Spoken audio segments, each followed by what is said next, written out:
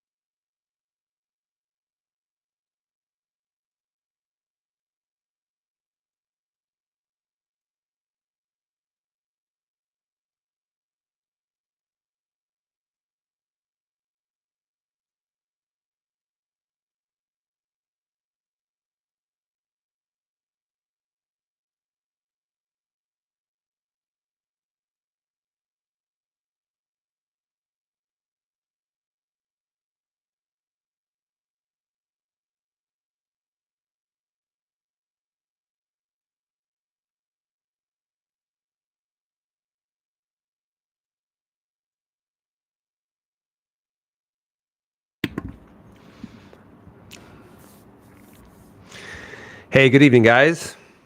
My name is Dr. Nathan Thompson with the Wellness Way Yorkville. Happy Monday. Welcome to tonight's live broadcast. Broadcasting on Facebook, YouTube, Rumble, multiple platforms going on right now. So thank you guys so much for watching. If you're watching right now, say hello. Let me know also where you're watching from. Tonight's topic is going to probably make your jaw drop, just as an FYI. And I might get a little bit heated, or I also say get a little bit passionate about speaking about this as well. But I'm going to talk about why healthcare is so expensive today. And I'm going to give you some clinical examples that will just make you shake your head and probably make your jaw drop. So I'm going to talk about this from a different perspective, but I'm going to use clinical examples. I'm also going to talk about a condition in which you will be amazed at how much the medication actually costs versus some alternatives that you can do as well. So, but I will talk about why healthcare is so expensive. And is it? Yes, it is. But I'm going to explain to you why, and you'll understand this before the end of the live broadcast. So, hope you guys had a great weekend. Hope you guys are enjoying your Monday. Hope you guys have a great rest of your week. And I hope you guys are enjoying the Christmas season. Yes, I do say Christmas because it is the celebration of the birth of Christ. And yes, I do celebrate it. Okay. So, why is healthcare so expensive? And for the life of me, I can't remember what this movie is, but it's just a good picture. Why is healthcare so expensive? So, if you guys are joining right now, say hello. Let me know also where you're watching from as well. But tomorrow is going to be our last inflammation event of the year, Tuesday, December 10th at 6 o'clock p.m. This is an in-person event. So if you are from the Chicagoland area, you want to work with us directly, make sure you register for this inflammation event, Tuesday, December 10th at 6 o'clock p.m. And I'm going to talk about inflammation, how it literally is the spark that leads to every single chronic degenerative disease out there. Of why it can interfere with weight loss, why it can lead to cancer, why it can lead to problems with fertility and with hormones, thyroid disease, joint pain, arthritis, type 2 diabetes, autoimmunity, and yes, hormone imbalances, guys. And just remember this, we don't try to manipulate or balance your hormones because hormones are actually responding to different stressors. You got to figure out where the inflammation is coming from, mental, chemical, physical. And I understand that you're coming from the idea that the body doesn't mess up. If the body doesn't mess up, then maybe we need to figure out where you might be being misled when it comes to inflammation or what you might be doing to actually cause it. So if you want to work with us directly, you live in the Chicagoland area, please get registered for that Tuesday, December 10th at 6 o'clock p.m. Really, really easy way to register is if you click on our Linktree profile. You can see it on Facebook. You'll see it on YouTube. You'll see it on Rumble too, in the description of the video. And if you just click on that link, one of the things that you'll see that the inflammation event will pop up. All you do is just click that. It'll send you to Eventbrite. Takes you 60 seconds to register. The only thing that we ask is if you register for that event, we'll be preparing for you. So make sure that you are a person of your word and that you show up as well. So get registered for that. Right now, it's the last one of the year. and we won't be doing it until after January 1st. I know that we have a lot of people registered for us. I can't wait to be able to meet those people and see those people. However, if you've been waiting, now's your chance. So I would love to see you there and see you get a different perspective, especially when it comes to inflammation. Now, in addition to that, I have someone ask me this at least once a week, but we have Illinois Thermography that will be coming into the office. This is on Thursday, December 12th, to do breast thermography in our office. And so it will be at our office Thursday, December 12th. We may be filled up. We may be booked up because I have nothing to do with it. However, you can pause this video and you can reach out to Cindy directly at 815-482-6224. And you can see if you can schedule that in our office. And if you can't, you may be able to go to a different location where she might be at that you can schedule your thermography. We really have nothing to do with it other than Cindy, who's a wonderful person. She can perform the thermography. The thermographer actually does a reading on it, sends it to you. I don't have anything to do with it. But this is a good thing because people say, well, what do you think of thermography? And I'm like, I would rather see changes in physiology. I would rather see the physiological changes of cancer before I already have a tumor. Does that make sense? So this is why I'm a huge fan of thermography, and I believe that everyone should be getting it. Yes, every woman should be getting it, but watch this. I've even seen men who have come in who have had breast cancer as well. There's a lot of probably a lot of problems with hormone metabolism and things like that. But yes, men can even get breast cancer too. Now, before I go over why healthcare is so expensive, I'm going to go on a little bit of a rant. All right. Now, I hate being the guy that rants. I hate being negative. I just don't like that. But this came out not that long ago, and you can go ahead and find it at oversight.house.gov.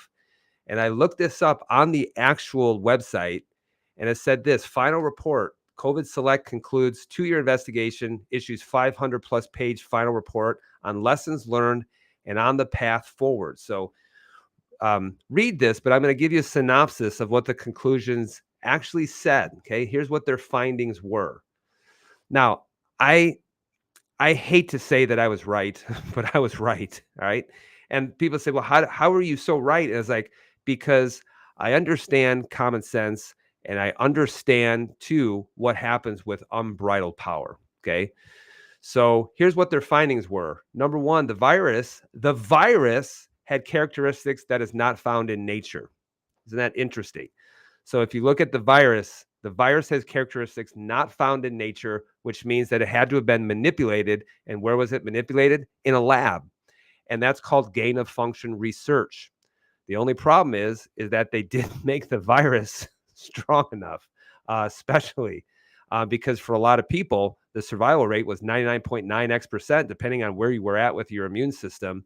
But it wasn't a natural virus.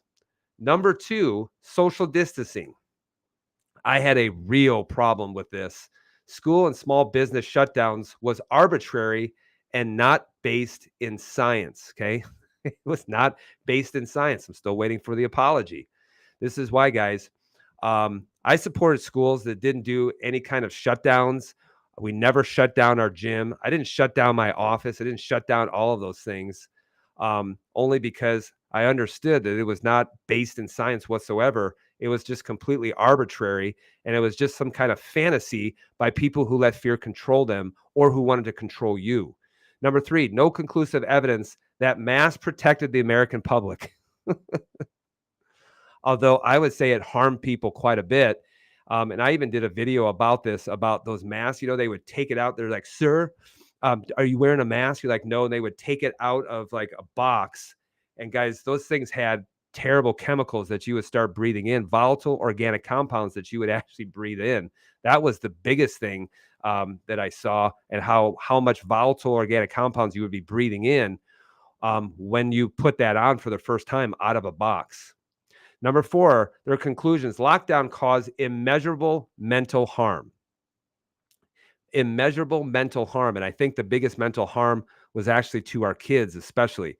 And guys, I absolutely abhor when you hurt children. I absolutely abhor that. Yet our children were mentally harmed by this as well. Number 5, the COVID vaccine failed to stop the spread and transmission of the virus. Okay. And I know this is going to be fact checked on Facebook, or it's going to be throttled and shadow banned. But you know what? That's a hill I am willing to die on. And in fact, if you are familiar with our page, I was one of the first people that was doing CD4, CD8, natural killer cell counts pre and post, and just seeing them tank, afterwards. And I actually predicted this will not slow the spread. And in fact, you're going to see a second wave. And go back and look at the statistics, because one of the things I found from looking at lab tests was what it did to hurt the immune system response, which then would make you susceptible to any virus. So number 6, vaccine mandates. They disregarded medical freedom to force vaccinate without any sufficient evidence. So, I mean, if you have a pulse and you have followed the news, and if you and if you are intellectually honest, you will see that this is 100% true. Number 7, public health officials ignored natural immunity when developing vaccine mandates. This is also true as well, because I remember, I did a antibody test for my son and saw that he had already had exposure to COV, et cetera, and yet they still required him to do stupid things within the school, even despite already having exposure to it, already having the illness from it, having recovered beautifully from it. And you could see that they made him do some very stupid things. And so they actually ignored natural immunity when developing mandates. They didn't care if you'd already had it or not. And then number 8, the government is failing to fairly and efficiently adjudicate claims for the vaccine injured. Well, you knew that this would happen too, because if you look at the vaccine adverse event reporting system, you will see that it's an absolute kangaroo court, and it's nothing but kabuki theater, in my opinion. So you're seeing that they're failing. And when I say the government is failing, government fails quite a bit. Obviously, it's just a giant bloated behemoth, in my opinion. So, but if you have had an injury from it, it's very hard to prove, and it's very hard in order to get fairly compensated for it. And that's why if you look at, vaccine manufacturers, they have zero liability whatsoever. Kind of makes you wonder, huh? Now, if you're having a hard time dealing with the truth, then one of the things I want you to do is just go back. If you're on Facebook, or you will see this on Facebook at Dr. Nathan Thompson, and you'll go back and I explain this even before any of this happened. So this is a screenshot from me explaining this back in, I think it was January of 2020. And I'm so sorry that I have to bring this up, but the reality is that if you haven't learned, then honestly, I don't know when you're going to learn. And I did probably about a 4-minute video, and I explained, because people were asking me what's going on, and I explained it. And if you look at that video prior to everything happening, you will see that it was explained beautifully. And also, I was right, unfortunately, about all the different things that happened. Okay. So go back and watch all of those videos. And unfortunately, you actually see this as a lot of people develop what is known as Stockholm syndrome. You're like, well, what on earth is Stockholm syndrome? And this is a coping mechanism. This actually does come, I believe, from WebMD, in case someone wants to fact check that. It's a coping mechanism to a captive or to an abusive situation. So a lot of times people fell in love with the abusive situation, or they fell in love with their captors, or the people who were trying to limit or squash their constitutional rights. And this is when people develop positive feelings toward their captors or abusers over time. This condition applies to situations including child abuse, coach-athlete abuse, relationship abuse, and sex trafficking. I would actually add one more thing to our healthcare system as well. Okay? A lot of people have healthcare Stockholm syndrome to their doctor. And this is why when a doctor just leads you down a very, very bad road, and people say, yeah, but he's such a nice guy, or she's such a nice person. And I'm like, be careful, be careful. You might have Stockholm syndrome. So let's talk about why healthcare is so expensive. Why is healthcare so expensive? Because people ask me about this. I'm going to give you a real clinical example. So this will just leave your head shaking, especially. But I want you to look at this. if you look at this right here, go ahead and put in the comments what you think this is. What do you think this is right here? What on earth is this? And no, it's not like a resort in Las Vegas. You know what it is? It's a hospital. It's a beautiful palace known as the hospital. And if you're wondering why hospitals are expanding, hospitals are getting new wings, hospitals are just look like absolute palaces. And the reason why is if you look at how hospitals focus on actually testing and procedures, testing and procedures, testing and procedures. That's how they get all of their money.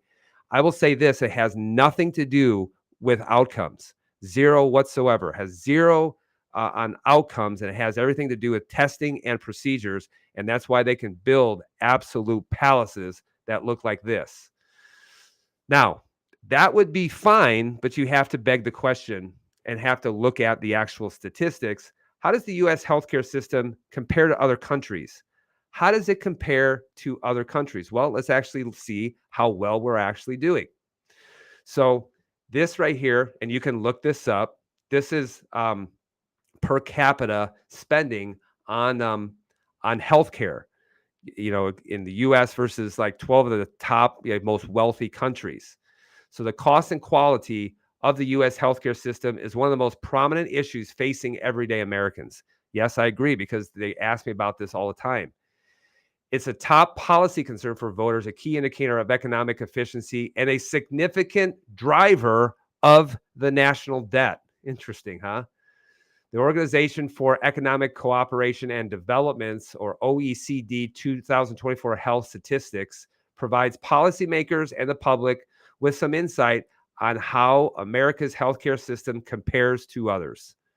So the United States, their conclusion is this: the United States spends more on healthcare per person than other wealthy countries. And in fact, you look at the average per person is about $6,800. But if you look at the United States, over $12,700, close to $13,000 per year per person. All right. Now, I don't spend that much on healthcare. Neither does my family spend that much on healthcare. Although I'm going to give you an example of just one little thing that cost almost $7,000, and it will absolutely infuriate you that happened. But if you look at the average versus the United States, we spend twice as much as the average wealthy country on quote unquote healthcare. So you can see we spend a lot of money, and you would think that we would get great results from doing this. So from the very same study from the Peter G. Peterson Foundation, we're the worst in life expectancy and infant mortality. Unmanaged asthma, we're pretty bad. We're the worst in unmanaged diabetes. Safety during childhood, we're the worst. And heart attack mortality, we're one of the worst. So if you look at these and these key indicators, we're not the best. We are one of the worst. So we spend twice as much as the next country, yet we literally have some of the worst outcomes when it comes to that. And no one's ever holding healthcare's foot to the fire saying, you need to do a better job when it comes to that. Okay. So let me give you an example of a condition, because I'm going to show you some labs and I'm going to kind of walk you through this person's experience, especially. And it has to do with a condition that's known as exocrine pancreatic insufficiency, or EPI. You may have never heard of this before, but I'm going to go over with you what it is and also some of the symptoms associated with it, because you may in fact have this. But you have to understand, here's what it can actually cause. So here's what they say. This comes from WebMD. When you have exocrine pancreatic insufficiency, your body will let you know. The condition happens when your pancreas doesn't make the enzymes you need to digest food. Very, very important. Without them, you won't get enough important vitamins and nutrients from your diet. This can lead to few classic signals of the condition. Okay, well, what are they? So you're losing weight without trying, okay? Which means you're going to have a real hard time with absorption. You might have greasy, foul-smelling stools that float only because you don't absorb your fats, or are tough to flush. It's a sign your body isn't absorbing fat from your diet like it should. It can also cause diarrhea, stomach cramps, bloating, really bad smelling gas. And just remember this: when you have low pancreatic enzymes, when you have poor bile acid release, or maybe you've lost your gallbladder, or poor stomach acid production, all of those things, what happens is is that it just causes other bacteria to start to grow. And then what happens is when it starts to grow, you may get fermentation within the small intestine, and that can cause a lot of bloating, and that can cause a lot of problems with gas and things like that. You may also get swelling in your lower legs. You may have skin that's pale, bruises easily, or you may get rashes, okay? And this could lead to a lot of other things. It can lead to a lot of food allergies and things like that. And I have seen this, and I see this quite a bit when we are doing the right testing. I'll show you in just a little bit. More clues. Besides its outward symptoms, EPI also affects your body in ways that you can't always see or feel. Now, listen to this. When you don't absorb fat and other nutrients from food very well, your body can be low on vitamins A, D, E, and K. These are fat-soluble vitamins, so you need fat in order to be able to absorb them. And it's amazing how many people that I measure that they're so low in vitamin D. And this is also why, too, guys, if you don't have your gallbladder, this leads to all kinds of other issues, including fat-soluble vitamin absorption. Without them, you could become less able to see at night or low light, known as night blindness. Okay. How many people don't see very well at night, or they see at nighttime they see halos with an oncoming car? This is why for 90% of people, we have them start taking liver immediately, only because it's high in retinol, which is the active source of vitamin A. You could also get bone diseases like osteopenia. EPI can also lead to anemia, in which your blood doesn't have enough healthy red blood cells. There's a lot of other cases of anemia, especially. In severe cases, your bones could break easily, and you might get muscle spasms or cramps, or maybe you might have seizures. When you don't get enough vitamins and nutrients from your food, you could also have problems with walking and balance. You could also notice weakness or numbness in your hands and feet. So these are all some of the potential symptoms of having EPI. So what are some of the causes of having exocrine pancreatic insufficiency? Well, it affects the pancreas.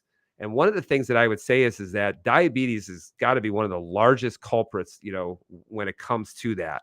Whether it's type 1, once there's been some kind of destruction to the beta cells of the pancreas, or even type 2 diabetes, in which the pancreas has just been absolutely overrun for a long period of time. So type 1, type 2 diabetes, inflammatory bowel disease isn't necessarily a cause as much as it can be a result of having poor pancreatic function, among other things as well. Celiac disease can be a result, but another cause could be chronic pancreatic inflammation. And this is why chronic alcohol or alcohol abuse can also cause some issues with the pancreas as well.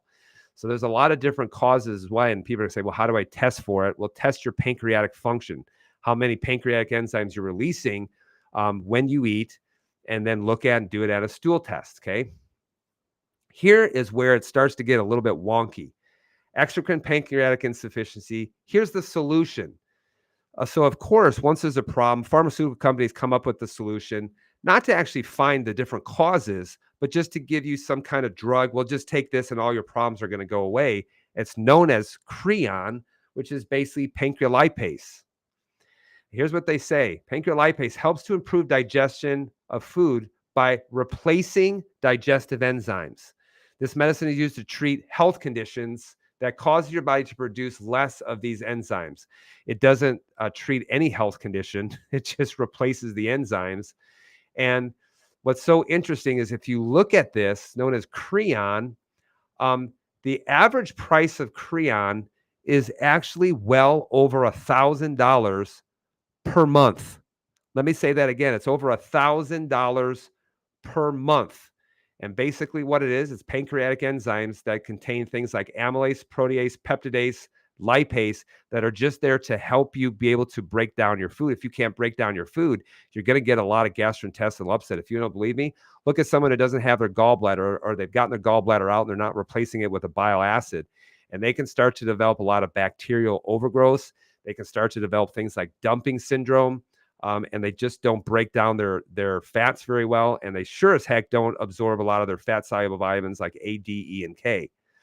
What's so interesting is that that's over $1,000 a month, but the same pancreatic enzymes that we actually, yes, we sell it, and yes, we carry it. Yes, you can actually order that online. And yes, do I make money from selling it? Absolutely. There are some social media influencers that think that we're in business just to sell a bunch of supplements. And I'm like, yeah, I think you're projecting now because you know how much I make from Wellzymes? Maybe about $9. That's about how much I make versus $1,000 for the same exact thing. And so here's the thing: if you actually look at the label of Wellzymes, it contains amylase, contains protease, contains lipase, things to help you be able to break down your foods. Now, here's where it starts to get interesting. Here's a clinical example, okay? So I had a patient who came in and had EPI, terrible problems, chronic pain, bloating, just all kinds of issues. Doctor said, you need to go on Creon, and it was going to cost her over $1,000 per month. I looked at this and I said, well, I'm looking at your stool test. What if you just went on a digestive enzyme that's known as Wellzyme? Costs about $36 a month. She said, I'm going to get it. I'm going to show it to my doctor. Shows it to her doctor. The doctor looked at this and said, I guess this would be fine. I kid you not. She said, yeah, that'd be fine. And this was the difference between $1,000 a month or $36 a month. And I know people are saying, oh, well, that my insurance was going to pay for it. That's exactly why healthcare is expensive, because you work a job in order to get benefits and you pay a goblet of money for, to pay your insurance premiums. And then what they do is they gouge on the back end to make insurance pay for it. And now if you really think about it, that's why you're spending so much on insurance, especially. So the difference between $1,000 and $36 per month, that's a huge difference. And I don't care where it's coming from. That's called saving people money, especially.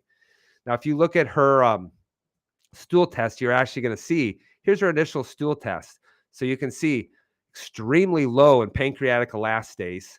And then as a result of not having proper elastase, could be stomach acid, not absorbing fats the way that you're supposed to, then you're going to actually start to see, well, you're creating a better environment for pathogenic bacteria. So you can see that she was starting to carry infection within the gastrointestinal system. You can see actually low and short chain fatty acids. So yeah, she needed, some fiber and things like that. But you can see she was carrying infection. Now, here's for the same person, and here's her test. This is a little over a year later, and you can see this person did an awesome, awesome job. And you can see that these numbers all went down to zero, okay? They all went down to zero, and this is a stool test. And you know how many times people say, how do I get my doctor to pay for a stool test? I'm like, this test, they'll never pay for it. Insurance will never pay for it. Yet, I want you to think of it. You know how much this test actually cost? It's about $400. So this is about $400 for a test in order to direct me on how to take care of this person. And guess what? All of our testing that we do, guys, comes at our cost. You pay for it, our cost, which means if I run it, that's what costs me to run it.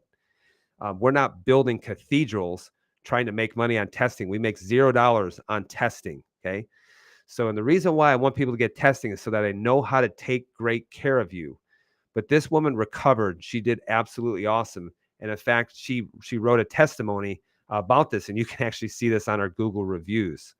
She said, I've been in Dr. Thompson's care for about 15 months. When I started, I had a double cancer diagnosis that was somewhat resolved, but I was looking at a third type of cancer diagnosis. The doctor thought it was actually coming from her pancreas. I was in tremendous pain. I was taking high doses of pain medication. I was in a lot of pain, especially when I ate, and I was frequently dizzy. I had brain fog, couldn't remember things, and the fatigue was constant. I was unable to drive or work and could not enjoy the things I love to do, like horseback riding. I spent most of my time in pain and in bed or on the couch. Medical doctors couldn't give me many answers or treatment. Dr. Nate started with testing, then gave me a plan based off of my history and test results to help restore my health. Today, I'm off of all pain medications and many other medications that I'm able to decrease thyroid medication, and I can drive again, even long distances. My memory is almost back to normal, and I'm able to enjoy horseback riding regularly again. So one of the biggest things she wanted to do was be able to ride her horses again, and she was able to do that. It's one of the first things she was able to do. I climbed over horse fencing last week, something I haven't done in almost 2 years since my diagnosis. I can carry water buckets for horses, and I can work out regularly with a trainer. I'm rarely, if ever, laying on the couch anymore. I'm thankful to Jesus for healing me and bringing me to Dr. Nate. I'm so thankful for this person as well. And guys, so many times I will say this is I am not the healer. I'm not the healer. I'm the tour guide. My job is just to point you in the right direction, to tell you exactly what to do. I don't take credit for your healing, nor do I take responsibility for you being sick. I can only point you in the right direction. So this is why so many people just don't like this. I mean, they just hate this. They think that we're treating disease. And when people say, do you treat this? You treat this? I'm like, you know what I really do? I restore health back to normal function, because normal function is in fact health. Normal function isn't disease. Normal function is health. Now, here's a personal example. Here's a personal example. This is where your jaw starts to drop, okay? All right. So if you look at this picture, if you're squeamish, don't look at this picture. But what you see right here is you see a blister from a bite, okay? This is my youngest son, and this happened during the summertime of this past year. But basically, I was upstairs. I was getting ready to go to work. I was in the shower, and my wife comes in just absolutely screaming. She's like, "Nate, oh my gosh, look at what happened!" And my son was crying and showed me this is what was on his hand. And I looked at this, and it was just a nasty blister that had taken place, and and it had developed over the night. We don't know exactly what had happened, but I looked at that and I said, it looks like there's some kind of bite, and it may actually have been a spider bite. And to this day, we still aren't 100% certain what it was, but it might have been a bite from a brown recluse spider. So you see how the immune system starts to react to that. And I just said this, I said, honey, he'll be okay. Take him to urgent care. Here's what they're probably going to do. They're going to lance it, they're going to drain it, and they're going to bandage it up, and they're going to put him on an antibiotic. Now, for all you crunchy moms out there, did he go on an antibiotic? Absolutely, he did. This is what people don't understand. I have no problems putting out a fire when there's a health emergency in that aspect. But would I keep him on antibiotics for long term? Absolutely not. So, yes, he went on an antibiotic. And you know what? We put him on some other things during that same time so that he just didn't develop a lot of gastrointestinal issues and things like that. So basically what they do, they looked at it, they lanced it, they bandaged it back up. You know what? And you know what the doctor said? Said, yeah, this looks like some kind of spider bite. we never found the offending spider or anything like that. But one of the things we do know is that my son was playing around, and it was during the summertime, and he stuck his hand in a bush and probably got some kind of spider bite from it. And it took a couple hours for that reaction to develop. But what was so amazing is that this was really just kind of routine. And then we got the bill. So for them to look at it, lance it, bandage it back up, recommend some antibiotics, the bill when we went to urgent care was for almost $7,000. If you can imagine that, $7,000. All right. So is healthcare expensive? Yes, it absolutely was. But when I look at that, I was like, $7,000. And I'm like, boy, that could actually point you in the right direction when it comes to testing, because our testing is about a tenth of that. That would actually buy you a lot of time for me to go over or do a lot of consults with you as well. And that probably would take care of a lot of the supplements and things like that. But I want you to think of this. How many times have you sit down your doctor says, oh, you need to eat better. And they're like, well, I'd like to schedule a consult, and I want you to show me one-on-one based off of testing. They'll never do it. And the reason why is they do nothing in order to, they just tell you to eat better, but they don't tell you, sit down with you and tell you to spend 30 minutes of one-on-one time with you in order to tell you exactly how that's supposed to happen. So here's my question. And you wonder why you're sick, broke, and continue to work at a job you hate just to keep your insurance benefits, right? It's almost just like a guaranteed a losing proposition, especially. So here's my final thought. Do we need more health, or do we need more healthcare? That's the debate, isn't it? Oh, we need more healthcare. We need more healthcare. And I ask this question, do we really need more healthcare? Because if you look at it, how's it working out for us? if we have such poor outcomes and we spend more than any other country on healthcare, do we really need more healthcare? Or maybe we need more health. Maybe we need people to point you in the right direction. Maybe what we need is we need not to be misled down a path that only leads us sick and suffering with all kinds of issues. I had a wonderful woman who came in today for a follow-up, and she has suffered with terrible gastrointestinal issues, frequent UTIs, um, and diverticulitis, as well. She came back for a follow-up. She hasn't had any of those things for 3 months, and yet she suffered terribly for such a long period of time. Um, and this was actually being on all kinds of medications, going to the doctor, going on lots of antibiotics for this, and they had no answers other than just keep doing what you're doing, just keep taking medications, we'll just medicate it. And in fact, she never had any kind of resolution. So do we need more health, or do we just need more health care? Everybody starts complaining they need better access to healthcare. I'm like, why do you need more access to a system that gets such a terrible result, especially when you're talking about chronic illness, long-term disease, and things like that? So do we need more health, or do we need more healthcare? And I'll leave you with that picture right there. And if you've watched the whole video, you're going to know exactly what I'm talking about. Okay. So our inflammation talk is coming up Tuesday, December 10th at 6 o'clock. That's tomorrow, 6 o'clock p.m. This is an in-person event. If you're from the Chicagoland area, get registered for it. Just go to our Linktree profile and just register for the inflammation event. It'll take you 60 seconds to register as well. And also thank you to those people who have ordered t-shirts. I really, really appreciate this. Mandate burpees. You don't know squat. Those t-shirts. Thank you guys very much for your support. And I know, guys, doing this every Monday night, sometimes it gets tiring. I spend a lot of time, a lot of effort, coming up with new topics and things like that. Just to do like this talk takes me several hours every single week to come up with all of these different things. So I thank you guys very much for your support. I really do. I really appreciate all of your support. I thank you for watching. I thank you for supporting our efforts. I thank you, Father, for registered for the inflammation talk, because it's without you, then I would just be talking into dead air. I really would. But you know what? I still would do it. And the reason why is because when you learn, I also learn as well. So make sure that you get registered for our next inflammation talk. That'll be tomorrow night, December 10th at 6 o'clock p.m. If you're from the Chicagoland area, get registered for it. I can't wait to see you there. And if you do register for it and you are coming, make sure that you just say hello. And make sure that that I have a chance to personally thank you, to personally see you, and just to personally give you an awesome experience as well. So here's why you can't afford your health care. If you found value in this video, just make sure that you share this video with others. And if you don't subscribe, whether you're on Rumble, you're on YouTube, Facebook, make sure that you subscribe, make sure you like, make sure you follow our page for more great, awesome information and content.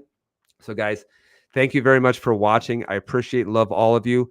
I hope you have a great Christmas time. Yes, it is Christmas because we're celebrating Christ. I hope you have a great time. I will be back next week, probably the week after that, to go over some things. But always leave me a topic that you think that you would like to learn about, not only for you, but a lot of other people as well. So go ahead and put that in the comments below. I will see you guys next week. Make sure that you subscribe to us for awesome content. We put stuff out every single day, almost. So guys, I love you. I care about you tremendously. And I always say, be well and remember who you are. We'll see you guys for our live video next Monday in 1 week. All right.